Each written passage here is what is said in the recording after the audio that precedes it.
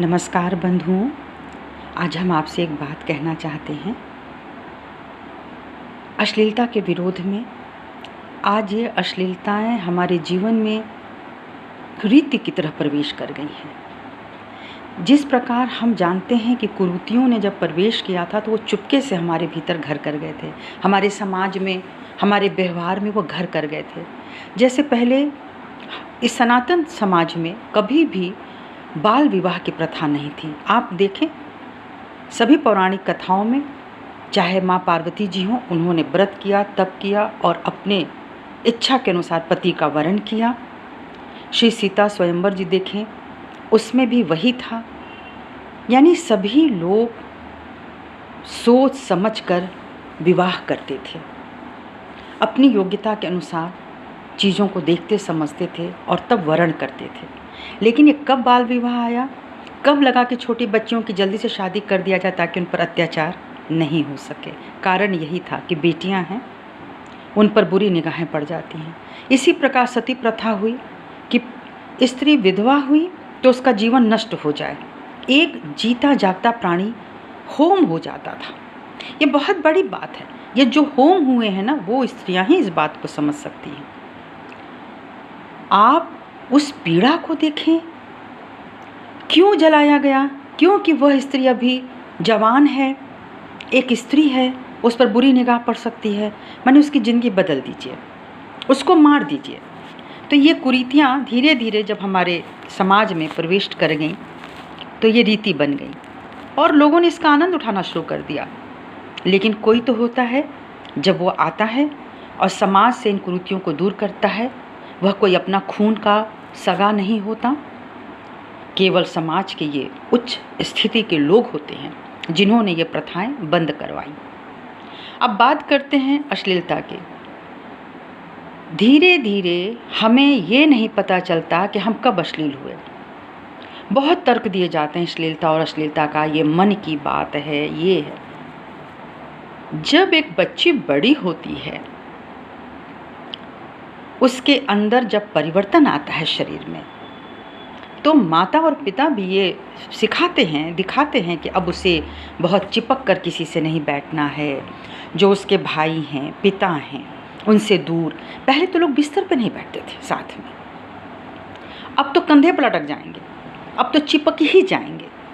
मतलब ये लगता है कि जब तक हम इस तरह से प्रेम का प्रदर्शन न करें, हमें नहीं लगता कि हम अपने पिता और भाई से प्रेम करते हैं। कब कब आई ये चीज़ें, किसके द्वारा आई, आप सब समझते हैं। ये जो कुछ भी, चाहे पर्दा प्रथा आया हो, चाहे इतनी जितनी प्रथाएं आई हों, ये सब मध्यकालीन युग में आया। अंग्रेज़ों से हमने जो सीखा है वो आपके सामने ही है। ये वस्त्र पहनने का जो संस्कार है वो तो अंग्रेज़ों की देन है। अब इसमें अश्लीलता को भी एक तरफ हटा दें तो हम ये देखें कि हमारे स्वास्थ्य पर कितना प्रतिकूल प्रभाव पड़ता है। ये हमारा जो देश है, विभिन्न विभिन्न प्रकार के ऋतुओं का, उसमें हम एक तरह का वस्त्र पहनना शुरू कर दें। फिर आप जाड़े में गर्म वस्त्र मत पहनिए, फिर आप गर्मी का ही ड्रेस पहने रहिए, संभव नहीं है ना। तो वैसे हमारा देश और काल की अपनी एक परंपरा है, अपनी एक गरिमा है, उसी हिसाब से वस्त्र पहनना चाहिए। अपना साहित्य है ये। तो पहले मैं ये बता दूं कि 21 वर्ष से ऊपर हो गए मुझे सहयोग करते हुए, और जो मैंने परम पूजनीय श्री माता जी निर्मला देवी से सीखा, वो इन सूक्ष्म चीज़ों पर मेरा ध्यान बहुत गया है कि अगर हम अपने कंधों को खुला रखते हैं, वो स्त्रियों या पुरुषों पर बहुत फ़र्क नहीं पड़ता क्योंकि इनकी मांसपेशियां मजबूत होती हैं। स्त्रियों की मांसपेशियां प्राकृतिक रूप से कमज़ोर होती हैं, तो जब वो स्लीवलेस पहनती हैं तो ये दो कंधे उनके खुले हो जाते हैं। बाईं तरफ माँ ललिता का चक्र होता है, ऊर्जा चक्र, और दाईं तरफ श्री चक्र होता है। ललिता चक्र जो है वो हमको लालित्य प्रदान करती है, हमको कलाएं प्रदान करती हैं। जो भी हमारे अंदर आर्ट है वो हमारे बाईं तरफ से आता है। ये विशुद्धि का जुड़ा हुआ चक्र है। तो जाहिर है कि ये कला का केंद्र है और यहाँ से जो इसका प्रसारण होता है वो हमारे कंधों की तरफ जाता है। तो जब ये कंधे खुले होते हैं स्त्रियों के, तो वो धीरे धीरे लोगों की नज़र पड़ती है और वो ऊर्जा वहाँ से अवशोषित कर ली जाती है। इसलिए वो कमज़ोर पड़ जाते हैं और बहुत जल्दी ही वो गलत दिशा में मुड़ जाते हैं। कलाएं भी हमको हमेशा सही दिशा में नहीं रखती हैं, अपने में उलझा करके फिर किसी गलत रास्ते पर भेज देती हैं। कला का ह्रास हो या ना हो, लेकिन हमारा होता जाता है, हमारे विचारों का ह्रास होता है। दाहिनी तरफ जो एक जिम्मेदारी का भाव होता है, पुरुषों में या स्त्रियों में, गृहस्थ आश्रम में जब हम जाते हैं तो एक जिम्मेदारी हमारे ऊपर आ जाती है। वह जिम्मेदारी हम नहीं निभा पाते हैं अगर हम हमेशा अपने दाहिने कंधे को खुला रखते हैं। यहाँ से भी ऊर्जा लोगों की नज़रों के साथ अवशोषित होती चली जाती है और आप में चिड़चिड़ापन आ जाएगा, धीरज नहीं रहेगा। जो धैर्य घर परिवार को संभालने के लिए चाहिए, बर्दाश्त करने के लिए चाहिए, वह होता ही नहीं है। तो क्या होता है, कलह हो जाता है। जब हम बर्दाश्त नहीं करेंगे तो कलह होगा, फिर हम उल्टी सीधी वाणियाँ बोलेंगे, इसका संबंध दाएं विशुद्धि से, तो लोग अपशब्द बोलेंगे, बात बात पे गालियाँ देते हैं। ये कोई सुंदर जीवन नहीं है, उसका लक्षण नहीं है। सुदर्शन पुरुष या सुदर्शन नारी का ये लक्षण नहीं है। आजकल नारियां गालियां निकाल रही हैं, जिन गालियों से हम सब हमेशा हतप्रभ रहे, दुखी रहे, चिंतित रहे कि कैसी गालियां हैं जिसमें स्त्रियां घसीटी जाती हैं। कोई दोषी, कोई माता हो या नहीं हो, बहन हो या नहीं हो, लेकिन अपनी गालियों में लोग लोगों की माताओं और बहनों को बड़ा घसीटते हैं। भूल जाते हैं कि दर्द अगर उनके घर में हो, उनके साथ हो, तो वो तो सीधे हत्या करने लग जाएंगे, मारने लग जाएंगे। स्त्रियां कैसे गालियां निकालती हैं, वो तो करुणामयी हैं, उनको तो पता है। यही कारण है कि वो नग्नता की स्थिति में आ गई, खुल गई हैं। उन्हें लगता है कि यही सब चीज़ें लोगों को आकृष्ट करेंगी, यही पुरुषों को आकृष्ट करेंगी। मुझे लगता है शायद नहीं करती हैं और करती भी हैं। अगर नहीं करती तो महिलाएं इतना आगे बढ़ती ही नहीं। कोई भी प्रेमी अगर अपनी प्रेमिका को नंगा नहीं देखना चाहता है, खुले घुटने में नहीं देखना चाहता, खुले कंधे में नहीं देखना चाहता है, तो वो उससे ज़रूर कहेगा कि ये ड्रेसेस मुझे पसंद नहीं आती। और हो सकता है लड़की उस प्रेम में उसको बदल भी दे कि नहीं, उसको पसंद नहीं। ऐसा नहीं होता ना, तो लड़के कहेंगे, और अगर कहेंगे तो लड़कियां स्वीकार नहीं करेंगे। इससे क्या, ये तो हमारी रजामंदी है। ऐसा नहीं होता है। हम एक सोसाइटी में हैं, हम एक परिवार में हैं, तो हमको मानना पड़ता है, कुछ नियम मानने पड़ते हैं। उच्च श्रृंखलता, नग्नता हमारे सोसाइटी की देन नहीं है। इस पर बहुत विचार करने की चीज़ है। इसी प्रकार खुले घुटने भी, जो लड़कियां ऊपर घुटनों के ऊपर स्कर्ट पहन ले रही हैं, फ्रॉक पहन ले रही हैं, उनको लगता है उनके पैर बहुत सुंदर हैं, लोग देखेंगे। क्या आप पूरी ड्रेस पहनोगे तो आपका फिजिक नज़र नहीं आएगा? और किसको दिखाना है आपको अपनी नंगी टांगें? किन किन को आकृष्ट करना है? क्या मन में भावना रहती है? किसकी तारीफ चाहिए आपको? आप पूरे कपड़े पहन के भी उतनी ही सुंदर लगती हैं, आप साड़ी भी पहन के बहुत सुंदर लगती हैं, आप शलवार कुर्ता पहन के बहुत सुंदर लगती हैं। लेकिन नहीं, उसको हृदय नहीं मान रहा है, क्योंकि तमाम लड़कियां हैं और हमको उनका अनुसरण करना है। वो तो सिगरेट भी पी रही हैं, वो तो शराब भी पी रही हैं, वो तो पता नहीं क्या क्या कर रही हैं, और उनको फॉलो करने के लिए इतने सारे फॉलोअर हैं।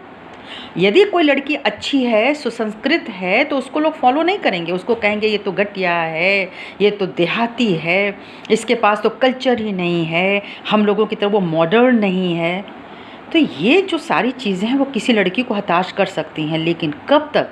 जब तक वो परम शक्ति से नहीं जुड़ती है, जब तक वो केवल बाहरी लोगों से जुड़ती है और उनको अपने अंदर उतारती है, तब तक वो यही करेगी जो दुनिया कर रही है।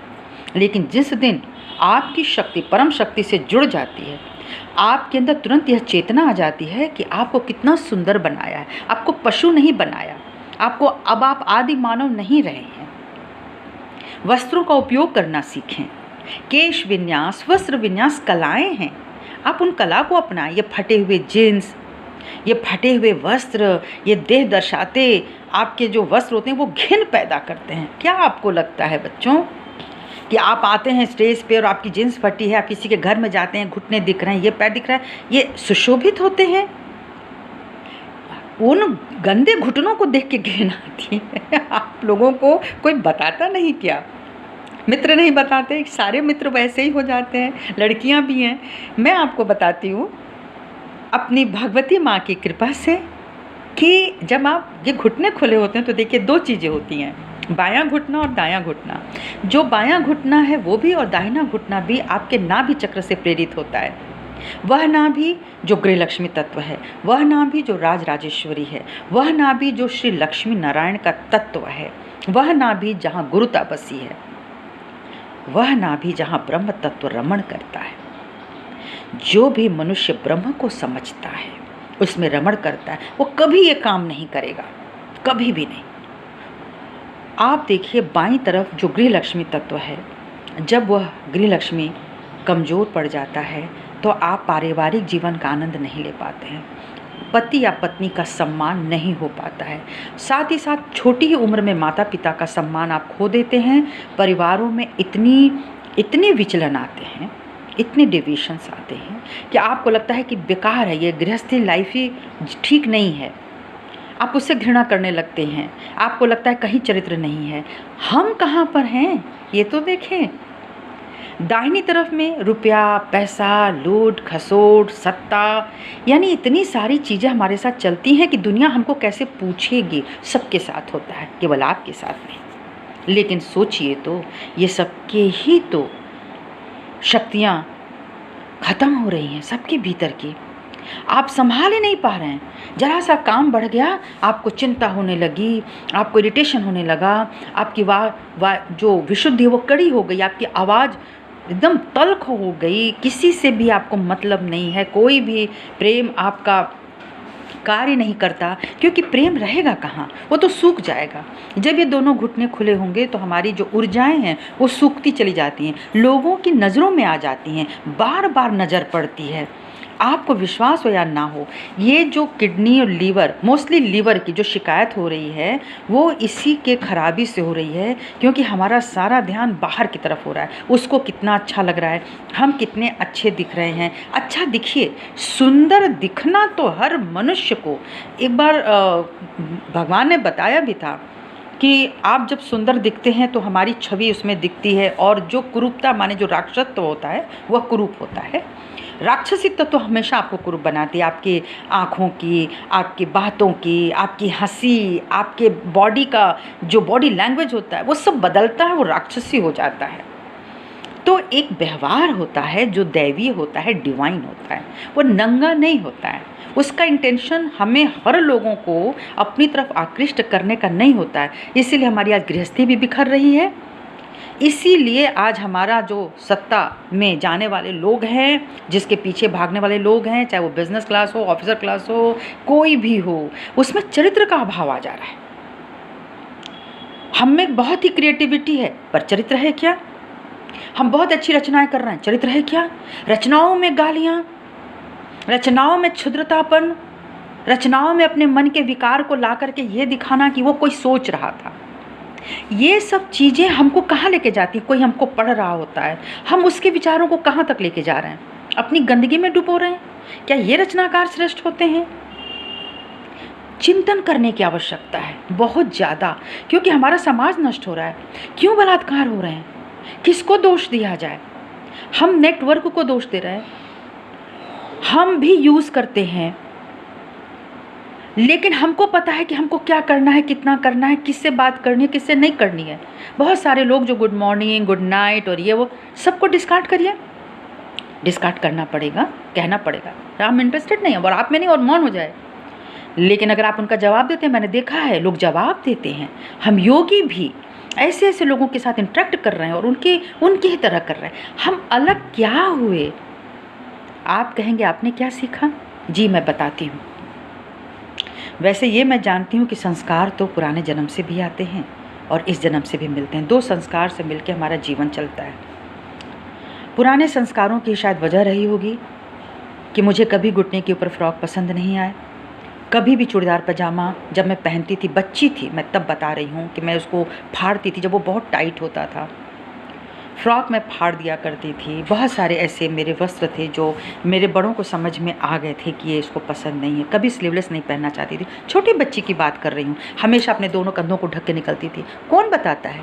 पहनाने वाले वस्त्र तो हमारे घर के ही थे ना, हमारी ही माता थी। बच्ची है, फ्रॉक पहनेगी सुंदर सुंदर, स्लीवलेस पहनेगी, सभी बच्चे पहनते हैं। लेकिन मैं ऐसे करती थी तो मेरी दादी माँ ने मुझे देखा और बोला, इसको पसंद नहीं आता तो इसको क्यों पहनाते हो तुम लोग इसको छोटे से। तो उसने उस समय पफ स्लीवलेस चलते थे, खूब चुन्नटदार मोतियाँ लगा करके मेरी माता फ्रॉक बना के पहनाती रही, तो मैं प्रसन्न होती थी। ये कहाँ से आया, किसने सिखाया, मैंने कहीं नहीं पढ़ा था। इसके अलावा मुझे विवाह के कई वर्षों के बाद जब मैं मायके गई थी तो मुझसे एक लेडी वकील मिलने आई थी। जब उसे पता चला कि मैं यहाँ पे हूँ, उसने मेरे भाई से जो वकील थे उससे बात हुई, वो मुझसे मिलने आई। मुझे बड़ा आश्चर्य हुआ कि ये वकील मुझे क्यों मिलने आए। हालांकि वो एक मुस्लिम बच्ची थी, मुझसे छोटी थी वो, कम से कम 6-7 वर्ष। तो वो मुझसे बोली कि दीदी मैं आपसे मिलने आई हूँ क्योंकि मुझे आपकी कुछ बातें कभी भूलती नहीं है। क्या? बोली मैं 12th से मतलब 10th to 12th आपके साथ किया और आप मुझे बिल्कुल भी नहीं जानती। इसके साथ मैंने आपके कॉलेज में, जब आप सीनियर थी तो मैं आपके कॉलेज में आई, उस समय भी मैं आपको देखा करती थी कि किस प्रकार से आप दुपट्टा लिया करती थी। आप कॉलेज में आती थी, आपकी निगाहें नीची रहती थी और आप दुपट्टा बहुत अच्छे से लेती थी, जबकि सारी लड़कियों के दुपट्टे गले में होते थे, पर आपका दुपट्टा पूरा फैल करके बहुत अच्छे से। और मैं अपने दोस्तों के साथ आपको फॉलो करती थी कि देखो ये जो दीदी आती हैं कितने अच्छे से आती हैं। लड़कों का कॉलेज था, कोएड था। किसने सिखाया? आपके अपने संस्कार ने। इसलिए अपने संस्कार को बनाइए, बहुत आवश्यक है, नहीं तो आपकी शक्तियाँ क्षीण होंगी, ये लड़ाई झगड़े होंगे, लड़कियाँ सूटकेस उठा के अपने घर जाया करेंगी, माँ बाप विवाह करके भी पछताएंगे और लड़के भी विवाह करेंगे, उस योग्य बनेंगे भी नहीं। केवल वो चाहेंगे कि स्त्री ही हमेशा अच्छा कार्य करे, स्त्री ही चरित्रवान हो, मैं चाहे जैसे रहूं, मैं पीऊं खाऊं, उस पर बातें करूं, चर्चाएं करूं, निगाहें भटकाऊं, सब करूं मैं, और स्त्री मुझे बहुत अच्छी चरित्रवान मिलनी चाहिए। ये नहीं होगा भाई, ये नहीं होगा। हमारा समाज बिखर रहा है, इसीलिए आज नेट पर जो बच्चे जा रहे हैं वो अकेले हो गए हैं। उनके माता पिता को भी फ़र्क नहीं पड़ रहा है कि उस पर क्या खेल रहे हैं। थोड़ी देर वो दिखाएंगे, उनको बेवकूफ़ बनाएंगे, उसके बाद वो वहीं जा रहे हैं जहाँ उनको नहीं जाना चाहिए। कोई आवश्यकता नहीं है। प्रकृति सब कुछ सिखाती है, प्रकृति बहुत सही तरीके से लेके जाती है। इसलिए आज मुझे ये कहना था, आप लोग अपनी शक्तियों को संजोएं, अपने घुटनों को ढक के रखें प्लीज़, अपने कंधों को ढक के रखें। आप देखिएगा कि आपको कितनी शक्तियाँ मिलती हैं, आपको परम की शक्ति प्राप्त होगी। आप जो सोचेंगे वह परम से जुड़ जाएगा, आपकी जो डिज़ायर है वह परम से जुड़ जाएगी। फिर आप ये नहीं कहेंगे कि हमें हमारी इच्छाएं पूरी नहीं होती, हम बहुत स्ट्रगल कर रहे हैं, हम बहुत तनाव में हैं। ये स्ट्रेस क्या है?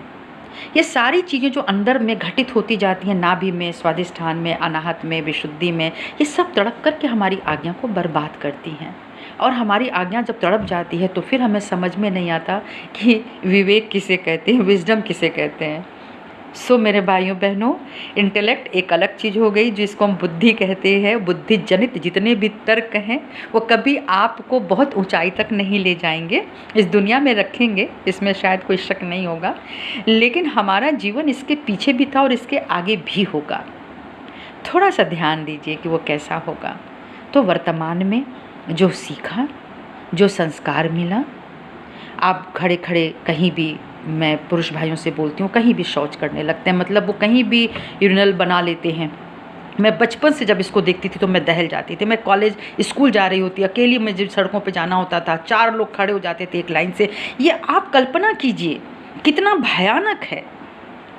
और आप दोष देते हैं लड़कियों को, तुमने सही नहीं पहना। आपने अपने को कभी कहा? आपने अपने बेटों को सिखाया? जी हाँ, मैंने सिखाया। आज मेरा बच्चा कभी सबके सामने इस तरह से खड़े होकर के यह कार्य नहीं करता है। मैंने अपनी बेटी को सिखाया कि जब तुम जा रही हो कॉलेज में, दिल्ली के कॉलेज में, उनकी नकल मत करना जो ये नंगी हैं। उसको तो एक जींस में मैंने दूसरी जींस नहीं दी थी, टॉप नहीं दिया था कि तुम्हें सीखना पड़ेगा, तुम एक आध्यात्मिक विचारों की लड़की हो तो इस आध्यात्मिकता को फैलाओ। तुम्हारा वस्त्र इतना सुंदर होना चाहिए कि लोग तुमसे इम्प्रेस्ड हों। साल भर लगा उस बच्ची को दिल्ली जैसे जगह पे जाकर के, जहाँ लेडी श्री राम और ये सब, आईपी कॉलेज में गोल्ड मेडलिस्ट बेटी, क्या करे, जब भी वो कहती बर्थडे आ रहा है, चलो पब में चलो, यहाँ चलो, नहीं नहीं जाना है, ओ तुम तो बिल्कुल बैकवर्ड क्लास की हो। बहुत कुछ सुनना पड़ा। यहाँ तक कि लड़कियाँ इतनी गंदी निकली कि उस लड़की को, मेरी बेटी को हॉस्टल छोड़ना पड़ा। ये गंदगी थी। फिर उसके पास जो उसकी मित्र थी वो बहुत अमीर थी। आप विश्वास करें कि हर बर्थडे में उनको एक कार मिलती थी। Can you imagine? उनका घर इतना सुंदर होता था कि क्रिस्टल के घर की वो कुछ इस तरह की चीज़ें होती थी कि मेरी बेटी मुझे फ़ोन करती थी कि माँ अगर ये घर इतना सुंदर है तो फिर टाटा बिरला क्या होंगे। कोई बात नहीं है, तुम अपने संस्कारों को वहाँ जा कर के छोड़ो। फिर मेरी बेटी ने अपने बर्थडे में बहुत ही सुंदर सूट पहना, शलवार सूट। उसकी दोस्तों को, जो 2 दोस्त बेहद अमीर थी, जो उल्टे सीधे ड्रेसेस पहनती थी, वो पता नहीं नेकलेस होता था कि वो बैकलेस होता था, वो नाखून कैसे होते थे, वो कान के झुमके कैसे होते थे, उनके श्रृंगार क्या होते थे, वो बड़ा ही ऑकवर्ड था हमारी जैसी सोसाइटी के लिए। पर उनके यहाँ बड़ा अच्छा था, मॉडर्न लड़की है। तो इस विचार के बीच जब हमारी लड़की गई तो उन्होंने बड़ा अप्रिशिएट किया, you are looking very cute, very pretty. और वो बहुत प्यारी बच्ची है, तो बहुत सुंदर है, परमात्मा ने उसको बहुत सुंदर बनाया है, उसको देह सौष्ठव सजब प्रदान किया है, तो वो उसको तारीफ वैसे भी मिल रही है, ईश्वर की बनाई संरचना है वो। उसने अपने वस्त्र को जब संवारा, लोग उसकी तारीफ की, और आप विश्वास करें उन बच्चियों ने भी अपने लिए शलवार सूट बनवाया।